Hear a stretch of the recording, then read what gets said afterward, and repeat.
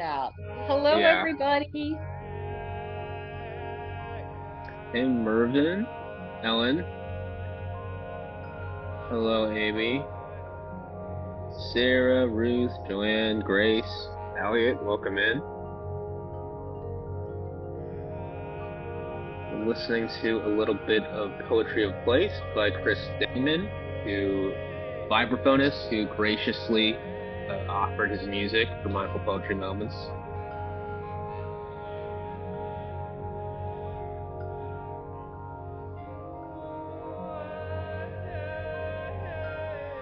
We're gonna leave like a few moments for people just to trickle in.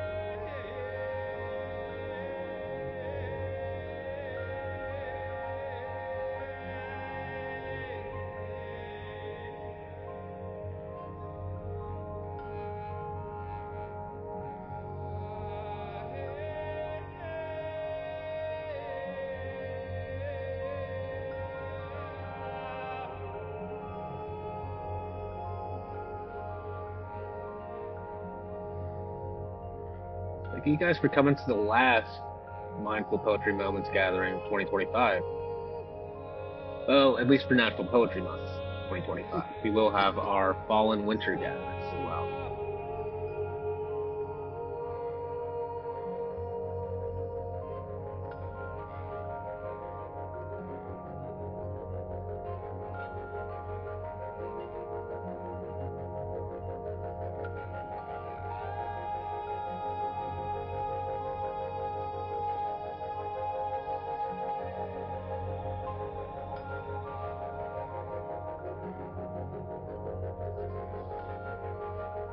Welcome, Eddie.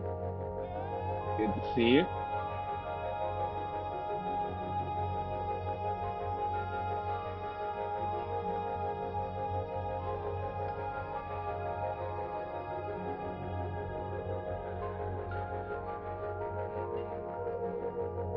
Hey, Bonnie. Hey, Margot.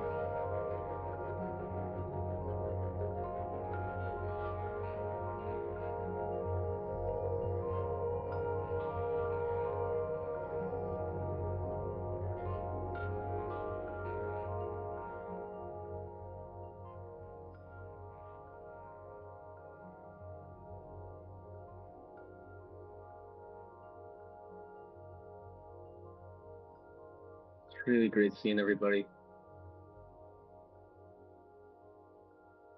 I think, you know, more people will continue to roll into the session, but I'll sort of kick us off. Um,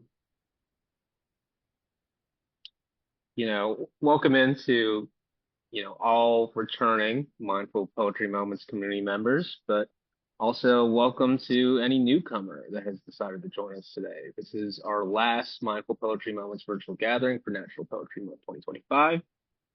Um, my name is Patrick Renessis. I work here at the Well, and I've primarily been managing Mindful Poetry Moments for the Well this season. If you're brand new to Mindful Poetry, quick rundown, Mindful Poetry has been a core program of the Well for about 6 years now.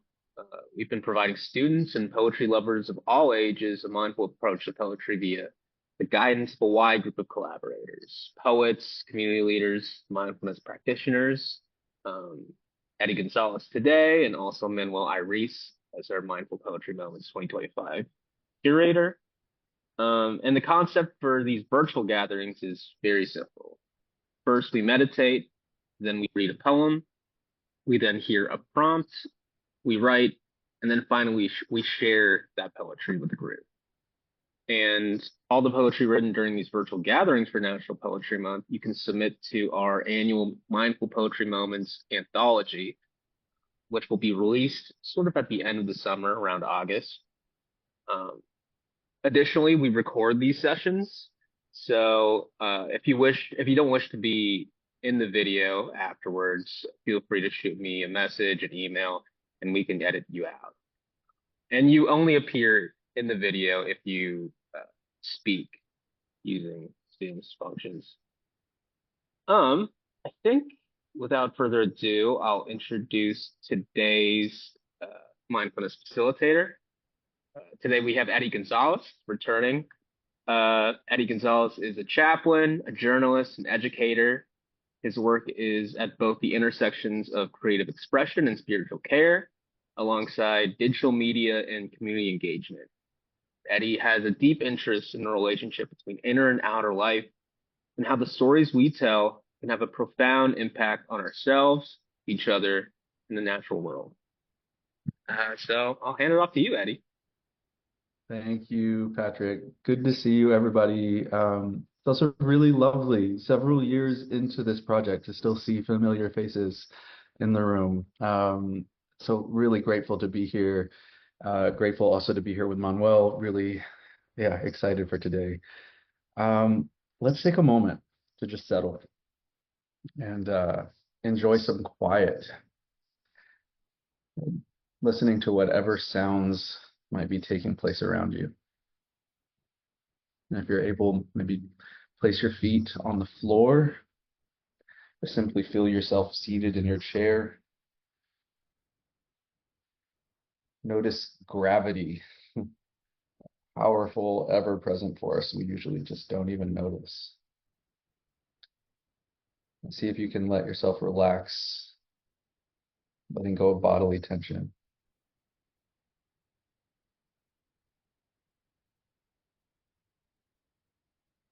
Sometimes I think about the architecture of the skeleton, sort of holding the weight of your torso.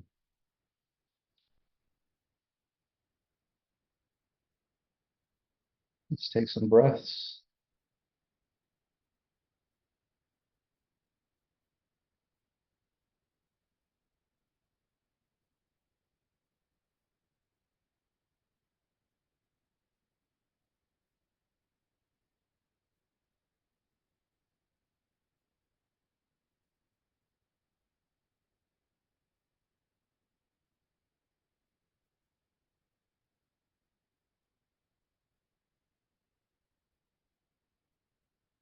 For this next part, feel free to close your eyes if you'd like, or you can simply soften your gaze, let your peripheral vision in, look downward towards the ground around 45 degrees, whatever makes you feel comfortable.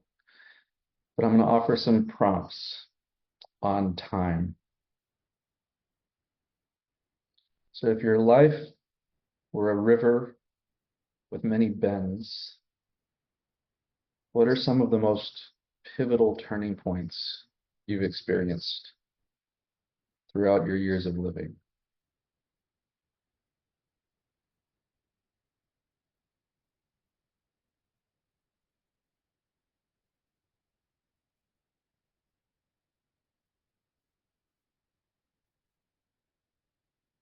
When did you most feel like yourself?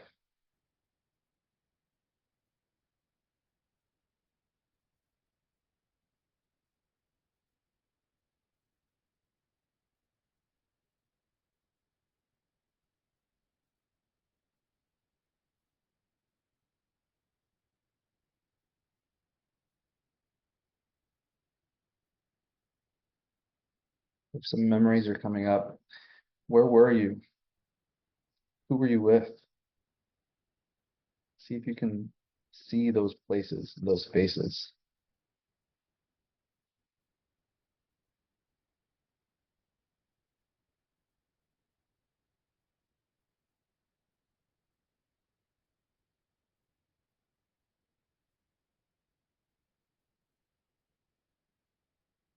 You want to also bring in other senses, the feeling of that place, were there sounds, what was the temperature like, what was the climate, what were the smells, the tastes.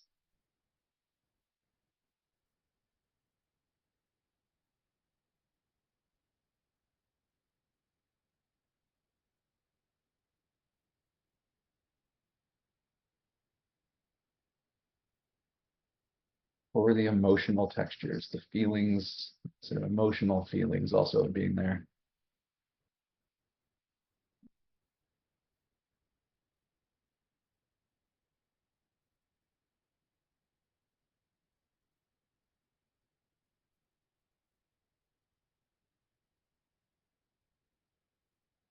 Been looking back towards the past. Maybe we can look upriver, ahead, towards the future. What do you see in your life ahead? There's no need to judge anything that comes up. Future can be sometimes a source of anxiety. Maybe there are also sources of excitement, hopes that have been growing, dreams you've been working towards.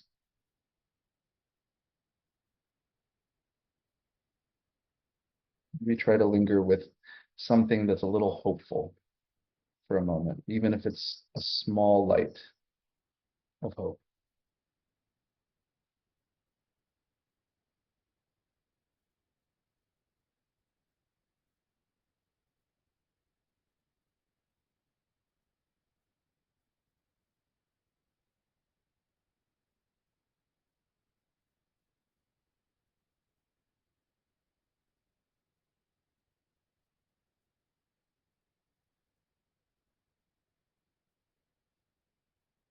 We humans are interesting. We're capable of existing in invisible realms of the past and of the future and the imagination, our spiritual lives. And yet, if you feel your feet again, you're even welcome to take your shoes and socks off if you'd like. I know it's a strange invitation, but you're a citizen of invisible places in the mind, but you're also here today in this body, in this moment. We don't have to choose to be in one place or the other. We're citizens of both of those places. You're your memories, your hopes, your fears, and you're also here at a poetry gathering, in an online room, sitting, breathing in a physical space. Something in you thought this is where you wanted to be. So for now, try to be as present as possible, letting anything go that might get in the way of your being here the way you want to. Take one more deep breath.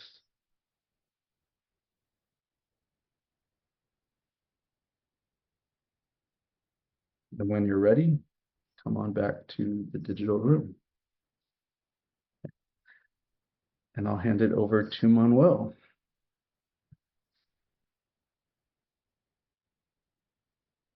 Thank you so much for that exercise, Eddie.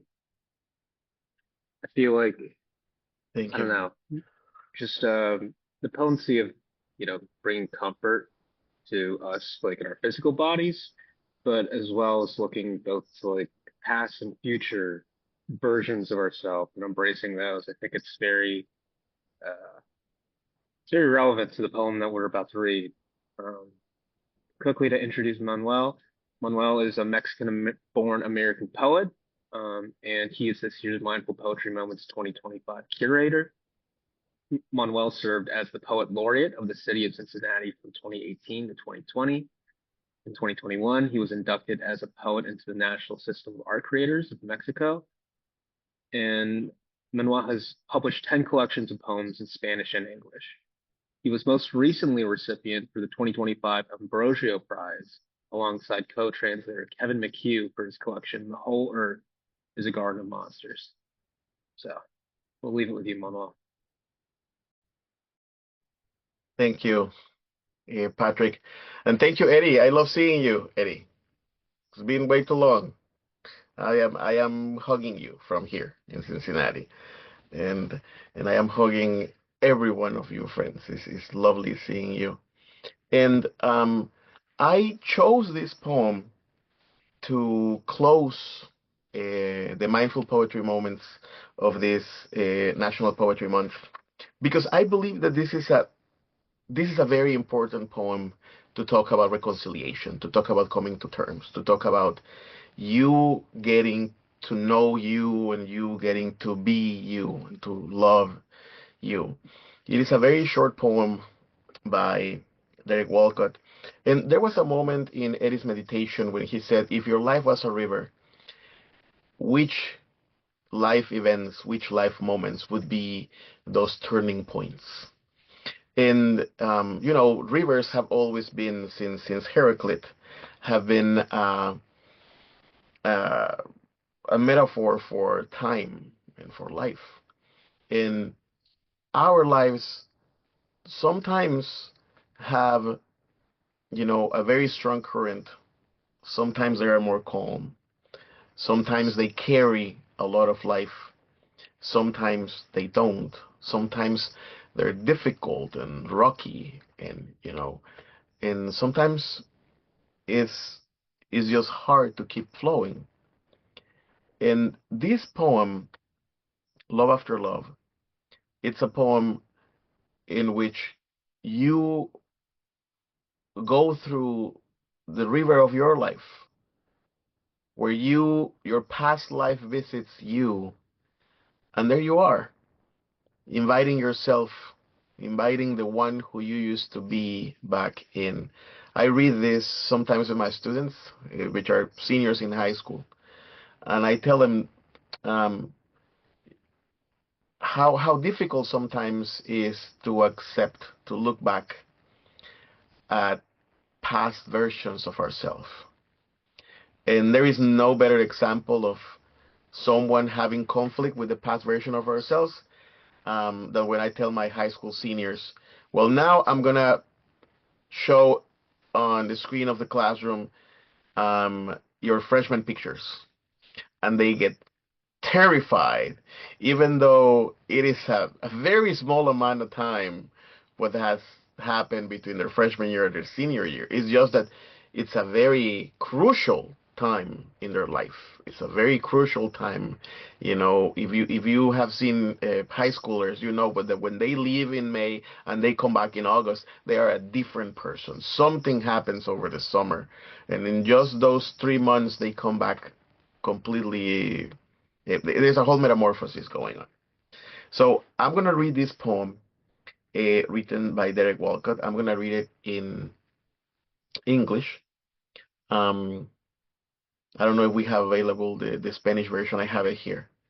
So I can read it in English, which is the original, and then I'm going to read my own translation of the poem in Spanish, and then um, we can continue this conversation about what this poem brings. But I want you to think about you. What kind of feast, what kind of invitation will you make to the past self? The poem is called Love After Love. And here I want you to read the poem with this question in mind. Why is this poem's title Love After Love? Love After Love. The time will come when, with elation, you will greet yourself arriving at your own door, in your own mirror, and each will smile at the other's welcome and say, sit here, eat. You will love again the stranger who was yourself. Give wine, give bread, give back your heart to itself, to the stranger who has loved you all your life, whom you ignore for another, who knows you by heart. Take down the love letters from the bookshelf, the photographs, the desperate notes. Peel your own image from the mirror. Sit, feast on your life. It's a beautiful poem. Amor después del amor. Llegará el momento en que, emocionado, te saludarás a ti mismo al llegar a tu propia puerta, en tu propio espejo, y cada uno sonreirá la bienvenida del otro y dirá, siéntate, come. Amarás de nuevo al extraño que solías ser. Dale vino, dale pan, dale de regreso tu corazón a sí mismo, al extraño que te ha amado toda tu vida, al que has ignorado por otro, quien te sabe de memoria. Baja del librero las cartas de amor, las fotografías, los recados desesperados. Pela tu imagen del espejo. Toma asiento. Disfruta el festín de tu vida.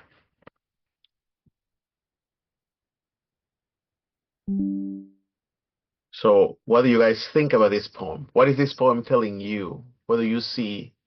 How do you see yourself in the poem? And why is it called Love After Love?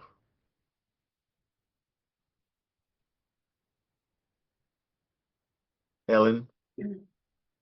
Well, uh, that's such a big question. For me, it's about self-forgiveness and reaffirmation. I guess love after love for me could mean so many different things. It could be reminding yourself to love yourself after you've lost a romantic love, or just, forgetting that you loved yourself as perhaps you once did when you were younger. So that's how I look at it.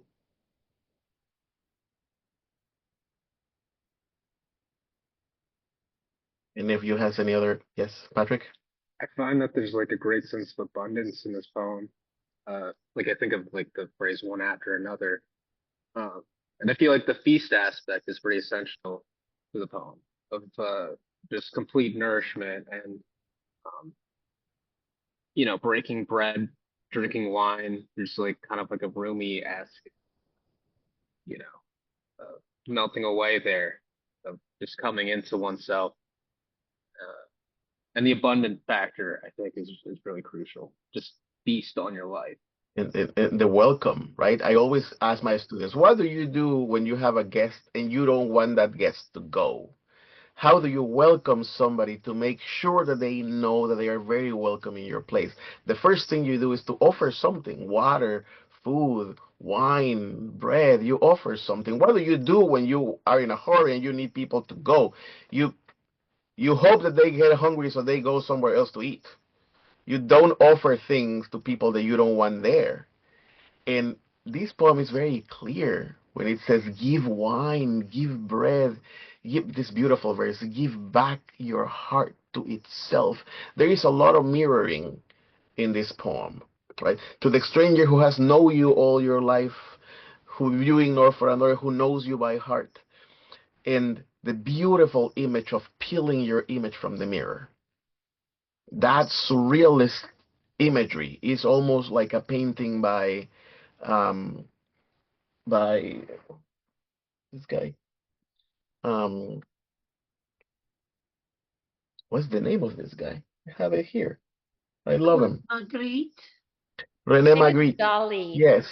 Oh, It sounds. Well, I also have Dali here. I love my surrealist, but I'm talking about the Son of Man.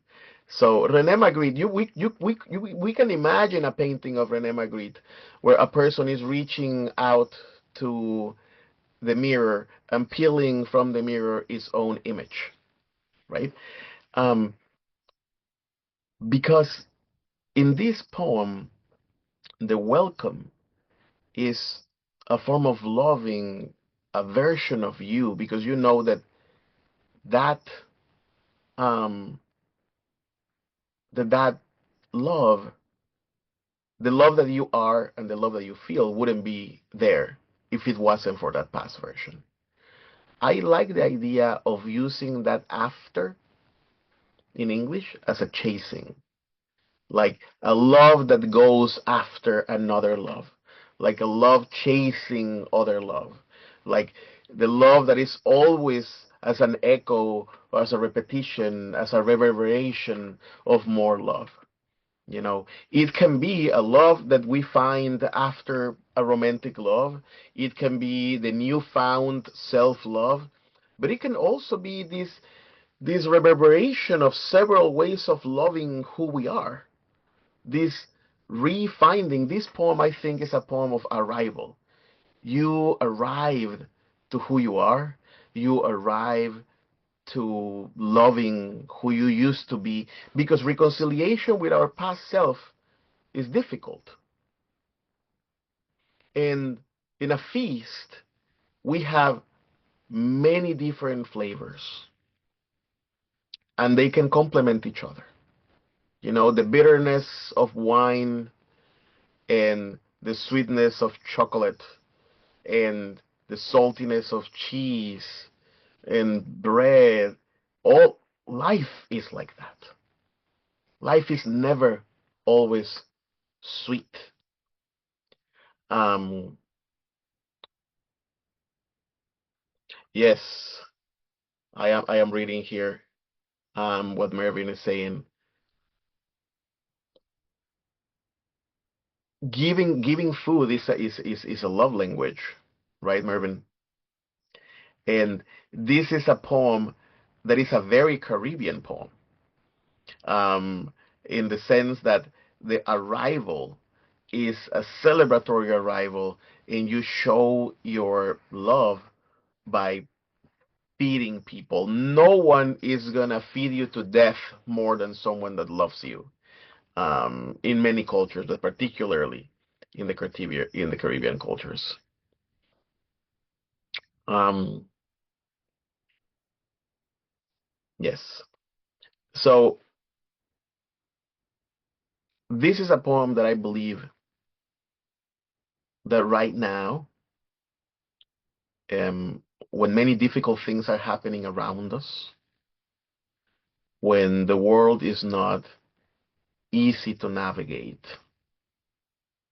it's a poem that will help us, hopefully, in the future. This is a poems I think that we all should have a love bank where we put love that we will need in the future. And I think that this poem is some sort of like that. I hope to be able to read this poem to myself in the future.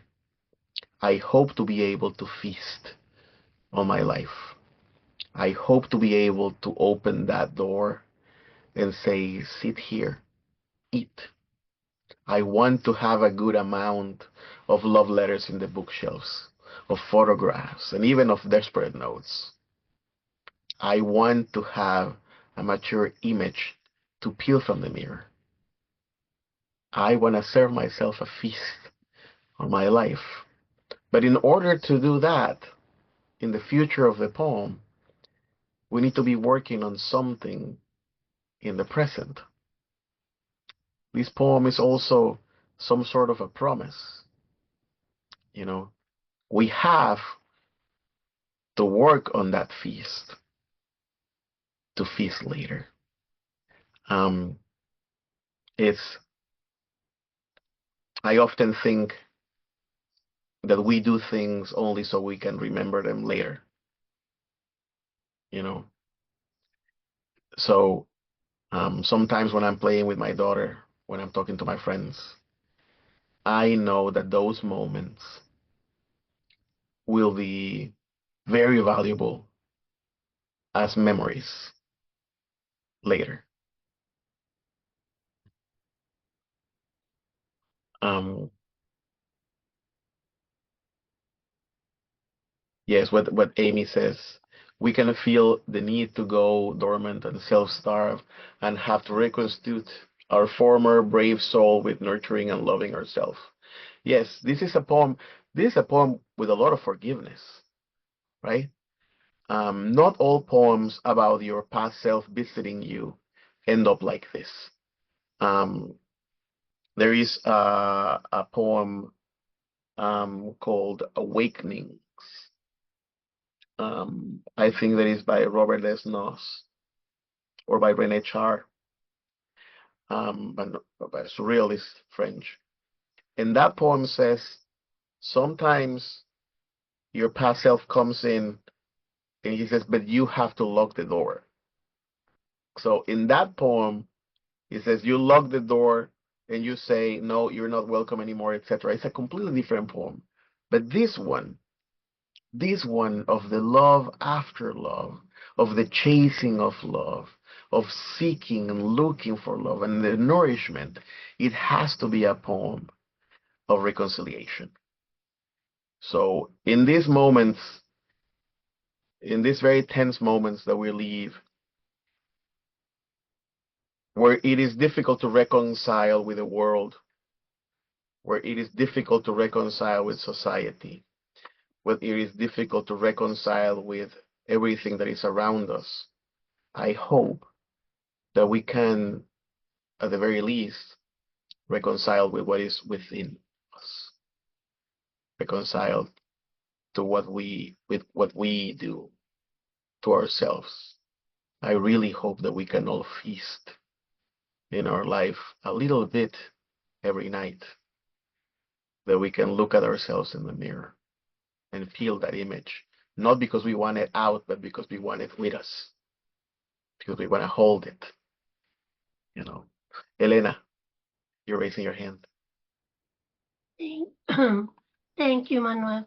After you were sharing, I kept thinking of that song, Time After Time, and how it related to the poem. As I'm a very nostalgic person, I'm always reliving moments, and I always think, oh, I missed that moment. I missed that opportunity. But this poem redeems that. Yes. It could be a memory, but it could be new again in the present by the way I'm feasting or, Yes. absorbing. What you say is very important, because this poem is not longing for the past. No. The speaker of the poem is not trying to go back. He's not missing a paradise lost. All of the opposite. The speaker of the poem is serving itself all of its memories and feasting on them, because the present is rich because these memories exist. So this Absolutely. is a happy poem. This is not a nostalgic poem. This is not a sad, longing poem. This is a very happy poem that talks about the past. And I really hope that we can all read this poem to ourselves, because that means that there is light inside. You know. Now, this is the time, with no pressure, but this is the time where you're gonna write a poem at least as good as Derek Walcott's. In 10 minutes. So you have time, so you don't need to rush. Um, the uh, the the prompt is the following. Let me pull up the prompt. Or do you have it, Patrick? I have the prompts. I can put it in the chat, but Yes, I can read it what I out was as gonna well. say. So think about a feast. Think that you are throwing a party for yourself. You are arriving to your own door in your own mirror, and each will smile at the other's welcome. What kind of feast are you throwing for yourself? Which moments are part of this feast? Because in this case, what we're eating, what we're feasting, what we're drinking, what we are libating with are those memories. And remember, a good feast also has some bitter tones. A good feast is not all sweet, nor all salty. A good feast has a bit of everything. So the prompt is write a poem describing a celebration to give to yourself.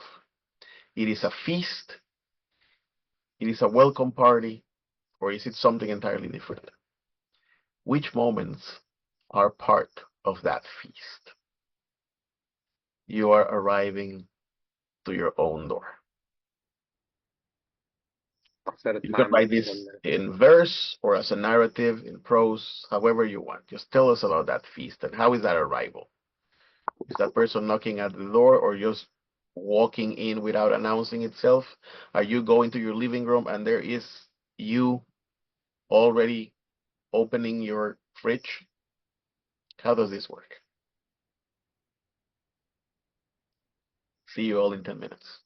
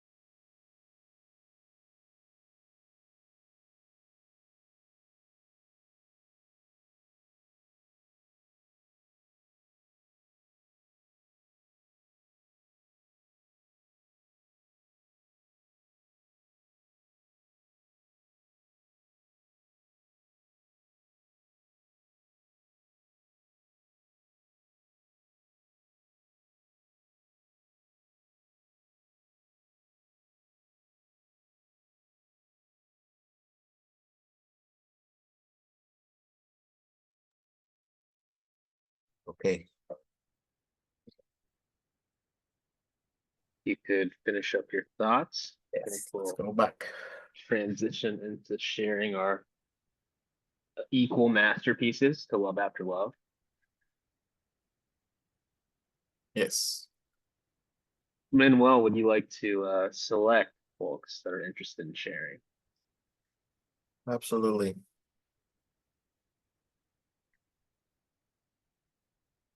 One way I like to do this is to ask you guys if you can write your name. If you want to share, can you write your name in the chat? And I will read those names in the order that they come. As many as we can. I cannot assure that everybody will read, but as many as we can in the time we have.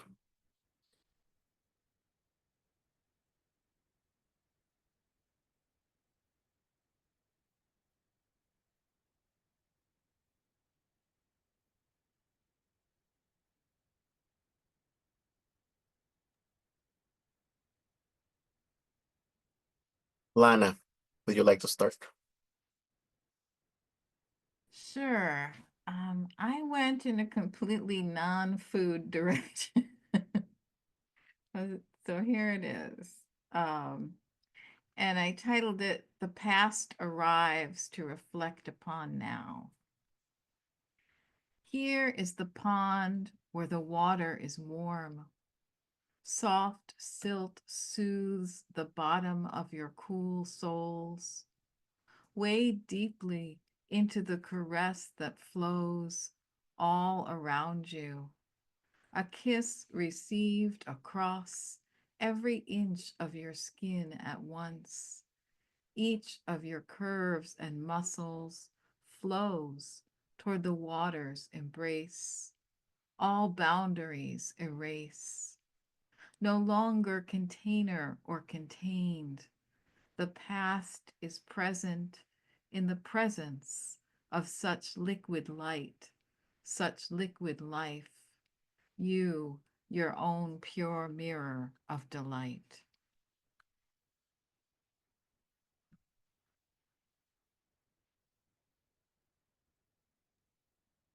Oh, but I see that you kept the image of river and water and flow that we had from the meditation.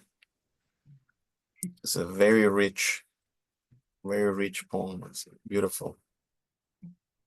Thank you. Thank you.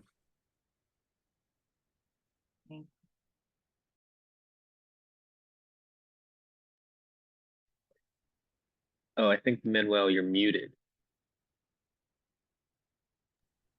Oh, did you hear what I said about the meditation and the images of water? Yes, yes. Okay. And now I was gonna say that Stacy's gonna share the beginning of her meditation, of her poem. Yeah, it was such a gorgeous, the prompts were so beautiful that I just wanted to really, I didn't get too far. But here's where I started. I arrived at the end of my life to discover a feast I had made for myself. I turned backward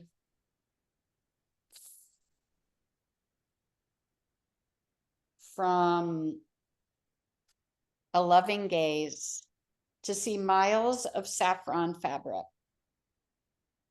covered with extraordinary delicacies, secretly prepared while I sought love after love after love, messily, endlessly. Who knew I had preserved lake swims, fruit flies, the game of operation? Who knew I had canned? So then I just wanted to capture canning, glazing, baking, drying, filleting, currying, pureeing. So I'm hopeful to continue to use feast preparation terms to capture more memories. Yes. Thank you. Thank you. Yeah. I like the messily as an adverb. I like the messiness is part of it. You know, thank you. Mervyn, would you like to share yours? Okay. I'm molding. I went a different way with the title. It's called A Completed Work. But it will bring itself to make sense. What I write is a draft. Each step of myself. In the beginning of consciousness, I sat with you at the marble drain. The joy we felt, not winning, not losing. You were present. Welcomed into the front room to sit. I want you to film the glass deer, the crocheted covers. Listen to the Jim Reeves 33 LP. I may not see you race by me in your teens. You searched for love, the heart beating of love, the possibility of love away from the mirror. You drifted into the darkest corners. I found you in the deep south, writing again to exist, justify your indifference, your culture. Your draft found its family portrait in ink. I wanted to celebrate you. Watch you wipe the bubbling frost of champagne from your lips. You hid. You drafted a new love in uniform.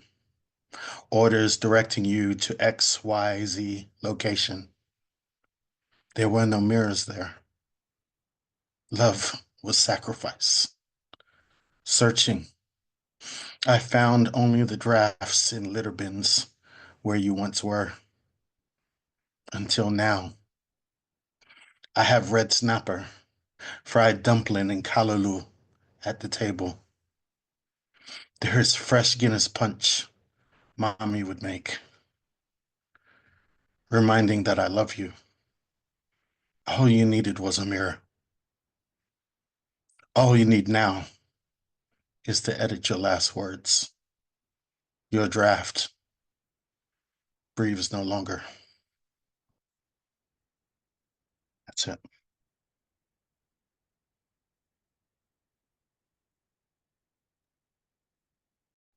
Thank you, Mervyn. I think that your poem goes from something that seems to be very abstract, and then it goes to so deeply personal things, you know, by the end. Like it becomes so real, so tangible. You know, you took us there to those flavors and those smells, and even your mother's cooking, which is a gift. You know, thank you. This is a beautiful, and the pace too, the very slow pace is important. Elena, you're gonna read us yours? I'm gonna try. I must be a masochist to follow Mervyn. Here goes. A Feast for One after Derek Walcott. I notice a kind person by their hands. I can tell an empath by a tender touch. I sense fear before my eyes do. Laid before me is a banquet with familiar and sometimes strange fruits. The tasting is both bitter and sweet, like a ripe mango dripping joy, and me slurping summer and the freedom of blue skies. Persimmons with their cottony bite, allegedly the forbidden fruit of paradise. It's okay to be naked and wanting more. More bliss, more music, more forgiveness if needed. And always more love until the mirror becomes a door. Thank you.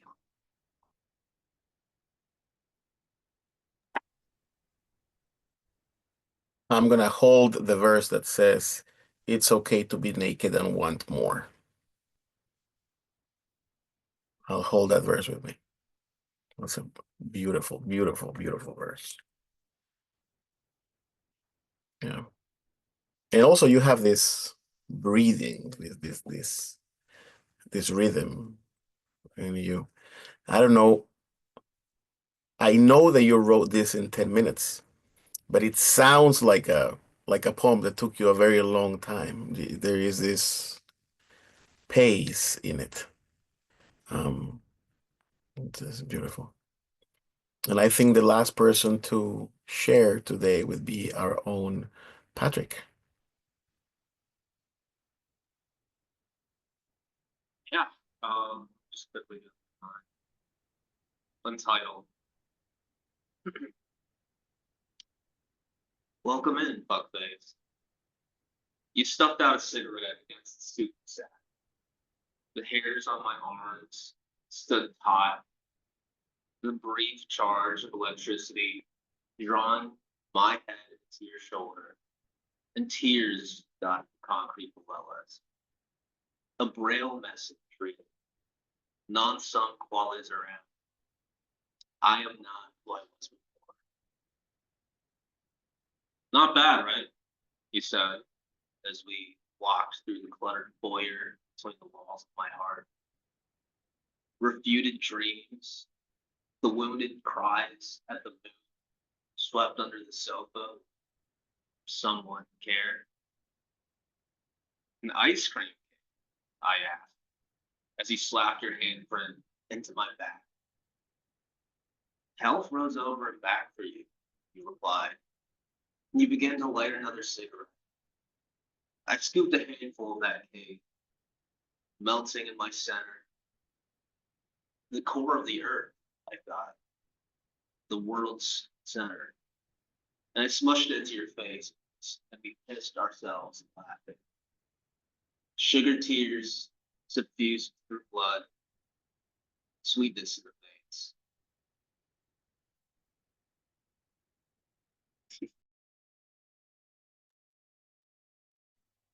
It's a brave exploration of self, Patrick. Brave, direct exploration. The wounded cries. Huh. Yeah. There are a lot of flavors on that feast, right? Thank you.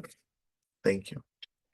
And I want to say, I hope that today's meditation and poem and writing exercise has given you some reasons to feast on your life.